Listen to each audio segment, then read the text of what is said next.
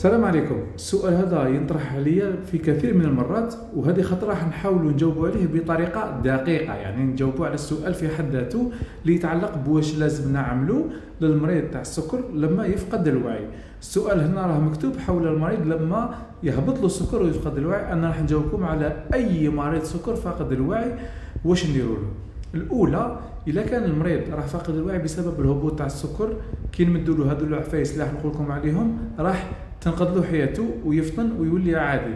الحاجه الثانيه، اذا كان السكر تاعو راه طالع ما راكش رايح تضر بزاف، اذا اي مريض تاع السكر فاقد الوعي نتعامل معاه على اساس انه راه فاقد الوعي بسبب هبوط حاد للسكر. هذه واحده.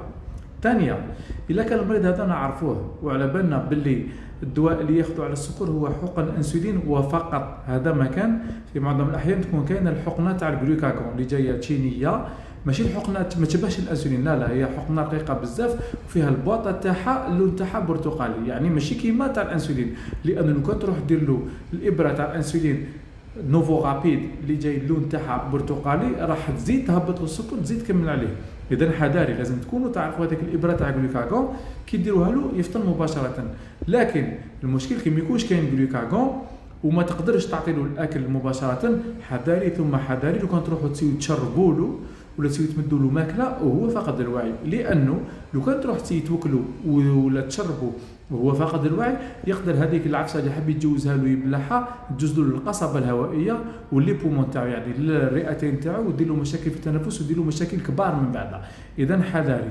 تقدروا ديروا حاجه بسيطه جدا، مثلا تحكموا حبه تاع سكر ديريها له تحت لسانه وتشدوا له لسانه، يعني تضمنوا بلي ما حش تجوز في بلاصه واحده اخرى باش يصير امتصاص تاعها بالعقل حتى يرفد روحه.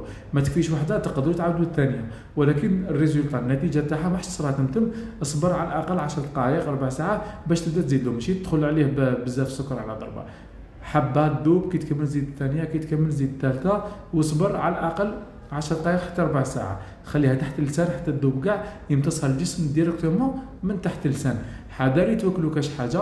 وإلا كانت كاينه الابره تاع الجلوكاغون حذاري لو كان ديرها لواحد اللي ما يديرش انسولين، لانه الناس اللي يشربوا دواء واللي ما يديروش الانسولين كاين بعض الانواع تاع الادويه اللي لو كان تمد له جلوكاغون يطلع له السكر شويه ومن بعد يعاود يهبط اكثر من الخطر الاولى وتقدر يدير له مشاكل اكثر.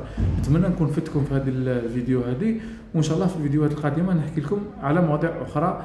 ما تنساوش تتابعونا على مواقع التواصل الاجتماعي، اللي عنده رساله يقدر يبعثها في انستغرام، ولا ما جاوبتش عليه ما يتعرفش علينا، راهي كاين استشاره وين تكون في العاصمه ولا في الاخضريه. والسلام عليكم ورحمه الله.